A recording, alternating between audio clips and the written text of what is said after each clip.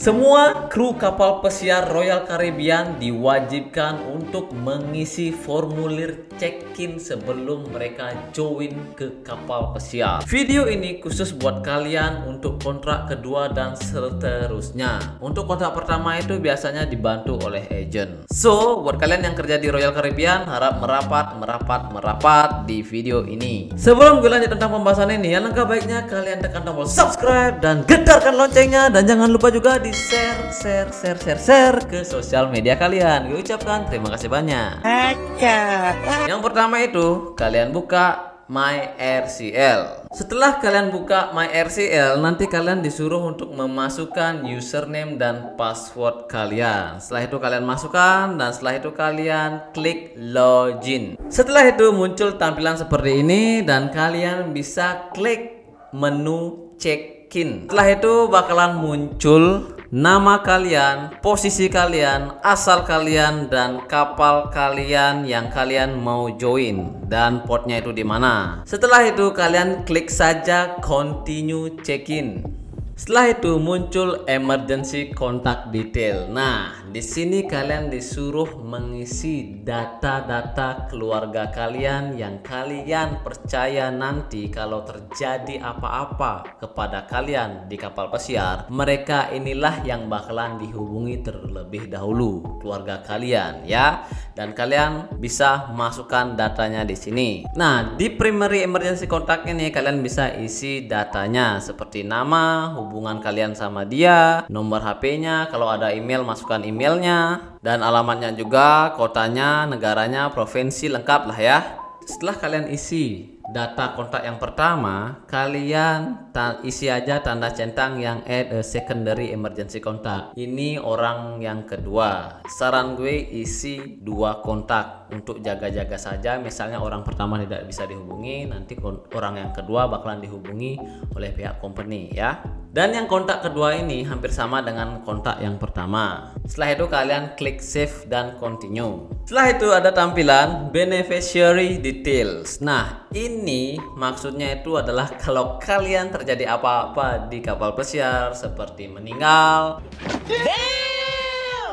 atau kecelakaan patah tulang, orang-orang inilah yang bakalan menerima asuransinya ya. Jadi company itu bertanggung jawab atas kecelakaan yang terjadi di kapal pesiar. Setelah itu kalian isi datanya yang ada di bawah. Jadi pilihlah keluarga kalian atau orang-orang terpercaya kalian siapa yang bakalan menerima asuransi itu. Nanti bakalan dikirim oleh mereka. Gue berharap sih kalian sehat-sehat saja. Jangan sampai kalian terjadi apa-apa kalau kalian kerja di kapal pesiar. Oke? Nah, untuk pengisian datanya itu hampir sama dengan sebelumnya. Dan setelah itu kalian disuruh membagi persentase berapa persen bakalan menerima orang yang pertama dan orang yang kedua. Setelah kalian selesai mengisi data tersebut, setelah itu kalian klik save dan continue. Setelah itu ada tampilan policy acknowledgement. Di sini kalian bisa baca dari atas sampai bawah. Setelah kalian membaca semuanya dan kalian sudah paham dan kalian sudah mengisi tanda centang yang ada di dalam kotak itu, setelah itu kalian save dan continue. Pastikan kalian mengerti dulu baru kalian isi tanda centang. Setelah itu muncul financial policies. Nah, ini dimaksudkan kalau kalian gajian, nanti gaji kalian itu bakalan dikirim ke ATM yang ada di kapal pesiar atau kartu ATM yang ada di kapal pesiar. Nanti di kapal pesiar kalian bakalan dikasih kartu ATM yang namanya itu adalah salary HC. Kalau kalian paham dan mengerti, silahkan kalian isi tanda centang dan kalian klik dan continue.